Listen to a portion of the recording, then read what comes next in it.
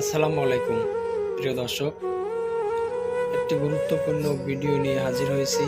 ভিডিওটা সকলে না টেনে সম্পূর্ণ দেখতে থাকুন, আর ভিডিওটা লাইক, কমেন্ট, শেয়ার, সাবস্ক্রাইব করুন।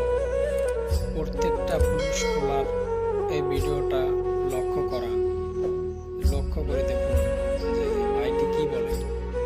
তার জীবনের একটা ইতিহাস বলতে আছে। এই ভিডিওটা সকলেই দেখুন।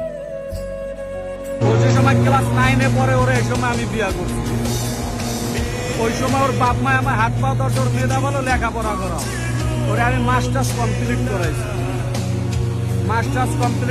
ওরে কম্পিউটার কিনে দিছি, ল্যাপটপ কিনে দিছি, ওরে ফিনিশিং এর কাজ শিখাইছি।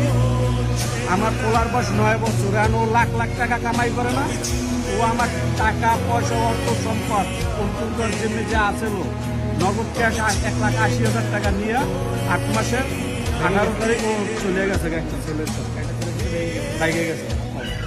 এখন ওই ছেলে দেখা যাইতেছে দিবেন আপনাকে, ও বলতে আছে যে আমার ছেলে তোমারে দিব, কে দেবো না, ঠিক আছে, তার ছেলে যাইব।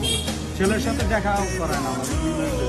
আমি পড়ে মামলা দিচ্ছি, আর আমার ঠেরেক দেয় কি তোমার নামে মামলা করবো, তুমি আমার নাম মামলা টামলা করবো। এখন আমার ও দেখা যাচ্ছে আমার না বলে চলে গেছে, আমার মামলা দিতে হইব না, আমি তো আমার বিপদে ফেলাই বসতেন একটা।